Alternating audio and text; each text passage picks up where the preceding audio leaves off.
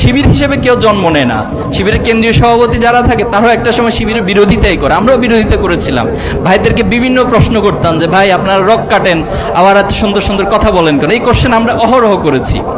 তো পরবর্তীতে দেখেছি যে আসলে এই যে একটা মিথ, একটা প্রোপাগান্ডা, এটার সাথে বাস্তবতার কোনো মিল থাকতো না। যে বিষয়গুলো আমরা রাসূলুল্লাহ সাল্লাল্লাহু আলাইহি সাল্লামের ক্ষেত্রে দেখতাম, আল্লাহ রাসূলুল্লাহ সাল্লাম নিঃসন্দেহে আল্লাহর পক্ষ থেকে পাঠানো, শুধু আল্লাহর পক্ষ থেকে স্বীকৃতি নয়, বরং দুনিয়াবি যত একাডেমিশিয়ান ছিল, যে যেভাবে যত স্কলার ছিল, তারাও তাদের গবেষণা থেকে দেখিয়েছেন যে পৃথিবীতে মানবীয় জায়গা থেকে শ্রেষ্ঠতম স্থান দখল করে আছেন মুহাম্মদুর রাসূলুল্লাহ সাল্লাল্লাহু আলাইহি সাল্লাম।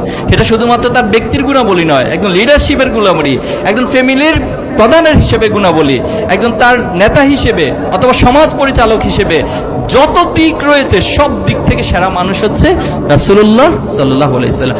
অথচ তুমি হিস্ট্রি পড়লে পাবা যে সে মুহাম্মদ রাসূলুল্লাহ সাল্লাল্লাহু আলাইহি সাল্লামকে সে সমাজের যারা জাহিলিয়াতের সমাজে ছিল তারা পাগল বলতো, নাউজুবিল্লাহি মিন যালিক। এরপর বলতো তিনি হলেন জাদুকর, তিনি হচ্ছেন বিভিন্ন ধরনের জাদু দিয়ে মানুষকে আকৃষ্ট করে, তিনি গণক, তিনি কবি।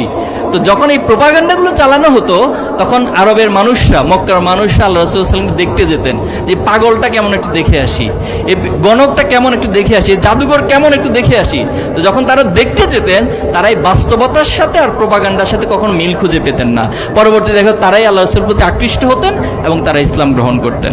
তা আমাকে পার্সোনালি যদি প্রশ্ন করা হয় যে আপনাকে কোন বিষয়গুলো বেশি আকৃষ্ট করেছে, আমি যখন এসএসসি এবং দাখিলে A+ পেয়েছিলাম তো তখন একটা A+ সংবর্ধনা হয়েছিল।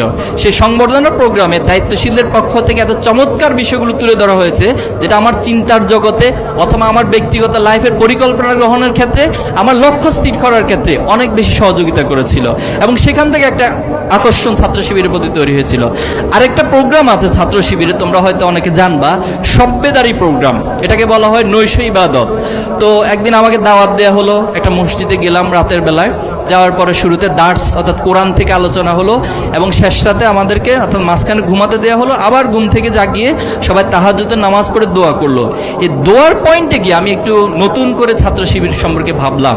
যিনি দোয়া করেছিলেন একজন দায়িত্বশীল, মানে এত বেশি কান্নাকাটি করে আল্লাহর কাছে দোয়া করা যায়, এত আবেগ নিয়ে আল্লাহর কাছে দোয়া করা যায়, আমার কাছে মনে হয় সেদিন আমি প্রথম দেখলাম।